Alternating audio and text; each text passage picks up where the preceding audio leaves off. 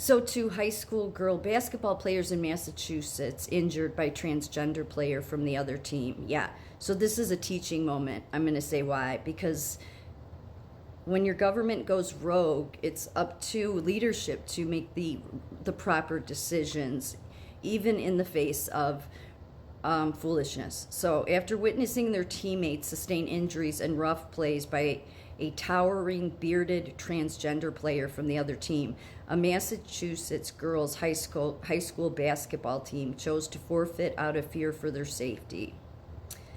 After speaking with players, parents, and coaches, we were made aware that most of the players did not want to continue the game after witnessing the third player injured and the roughness of that particular play.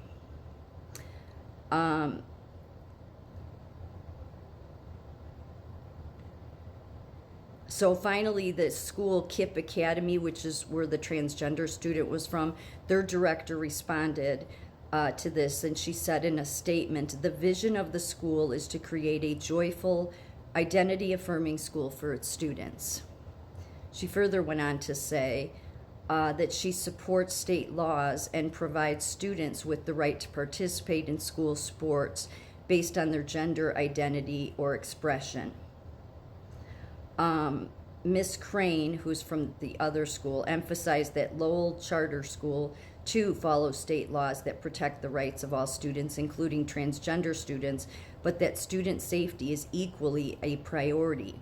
We, quote, we will always stand up for the safety of our players, and our primary concern is the safety of our players and supporting them. Ms. Crane added that she believes all schools need more guidance on the safety piece of inclusion laws. In addition to Title IX, the federal law that protects students from being discriminated against on the basis of race, religion, gender, and now under the Biden administration, gender identity, Massachusetts has a constitutional amendment that specifically prohibits the exclusion of boys from girls' athletic teams. So it's very simple. When your government has gone rogue and your state and federal level are implementing things that are clearly obvious, that are destruction, that are harmful, that are unsafe, that are not based in any kind of common sense reality, then it is up to the leaderships to do the right thing, and you don't get off on, I'm just doing what I'm told. Okay? This is basic common sense. The failure of the administrator, where this transgender student is at, to do what is right is part of the problem we have in society. And what people do is say, well, I have to follow the laws. Does this seem like it's a safe law? I get it. I go, no, I have to do this. Okay, no, you don't. Nobody has to do anything. Nobody has to do anything. Everybody has a choice. Everybody has a choice to do the right thing. And we can argue all people want about how, no, it's right. We have to be fair to the transgender. No. No matter how many hormones the males are on, they are still stronger than the females, and girls are continuing to get hurt in because of the law. So when your government has gone rogue and is implementing laws and constitutional amendments that are harmful and unsafe, then as you as a leader, if you really want to be seen as a leader, should be doing the right thing regardless of the law. I know it's just, it's so hard, but that's really what it comes down to.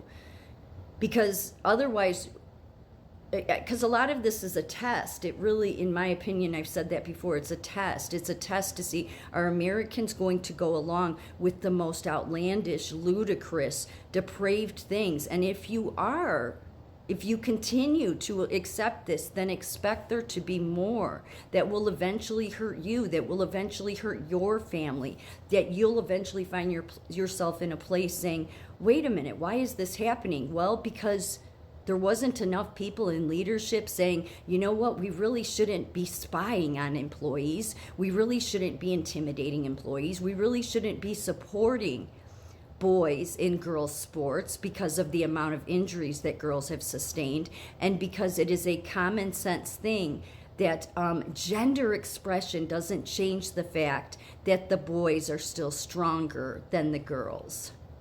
And that's how people get hurt. So when I stand by that and I say, well, I have to follow the laws and we need lessons on inclusion safety, it's like, no, you shouldn't be a leader because you can't do the basic norms here. You can't do the basic right thing.